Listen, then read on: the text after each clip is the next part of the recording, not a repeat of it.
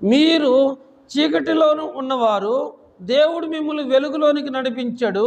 ఇప్పుడు మిమ్మల్ని వెలుగులోకి నడిపించిన వాని గుణాతిశయములను మీరు ప్రచురించాలి. దేవుడు మనల్ని లోకములో నుండి, దేవుడు చీకటిలో నుండి ఆశ్చర్యకరమైనటువంటి వెలుగులోకి నడిపించాడు కనుక ఆయన రక్త మాంసాలలో పాలు పంపులు పొందినటువంటి మనము అనుదినము ఆయన గురించి ప్రచురం చేస్తూ ఉండాలి. అనేక సందర్భాల్లో ప్రియులారా, నేను ప్రయాణం చేస్తున్నప్పుడు ఆ ట్రైన్ దిగి వెళ్తున్నప్పుడు చాలామంది కరపత్రాలు పంచుతూ ఉంటారు. ఉద్యోగాలు చేసుకుంటూ, కూలి పనులు చేసుకుంటూ, వ్యాపారాలు చేసుకుంటూ, ఖాళీ సమయాల్లో కరపత్రాలు పంచుతూ తిరుగుతూ ఉంటారు. ఎందుకంటే వారు ఏదో ఒక విధంగా దేవుని యొక్క మాటలు వారు తెలియజేస్తూ ఉంటారు.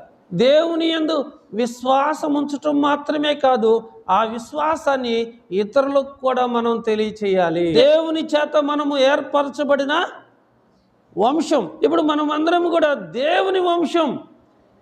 మనకు కులాలతో పని లేదు, ప్రాంతాలతో పని లేదు, స్త్రీ పురుషులని భేదమేం లేదు. ప్రియమైన వాళ్ళారా, మనమందరము కూడా దేవుని యొక్క వంశం, ఏర్పరచబడిన వంశము. దేవుడు మనల్ని ఏర్పాటు చేసుకున్నాడు, దేవుడు మనల్ని పిలిచాడు. మనకున్నటువంటి ప్రతి పాప శాపములను కడిగివేసి ఆ చీకటిలో నుండి ఆశ్చర్యకరమైన వెలుగులోనికి దేవుడు మనల్ని నడిపించాడు. మనం ఎవరమంట? రాజులమే. మన తండ్రి రారాజు, ఆయన సర్వలోకమునకు రాజై ఉన్నాడు, ఆయన సర్వాధికారి. దేవుడు రాజు అయినప్పుడు ఆయన బిడ్డలు ఏమవుతారు? రాజులే అవుతారు. అందుకని పేతురు గారు ఏమంటున్నాడంటే, మీరు రాజులైన యాజక సమూహం.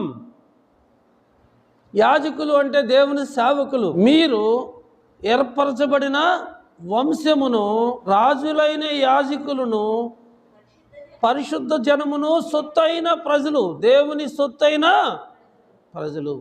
చూడండి, ఒక వంశముగా ఏర్పాటు చేసుకున్నాడు. ఆయన బిడ్డలముగా, ఆయన సొత్తు మనం. గత వారంలో నేను చెప్పాను, ఆయన మనల్ని విలువ పెట్టి కొన్నాడు. వెండి చేతను, బంగారము చేతను, క్షయమైన వస్తువుల చేతను మనం విమోచించబడలేదు, కానీ నిర్దోషమును, నిష్కలంకమును, అమూల్యమైనటువంటి గొర్రెపిల్ల వంటి రక్తము చేత మనం విమోచించబడ్డాం.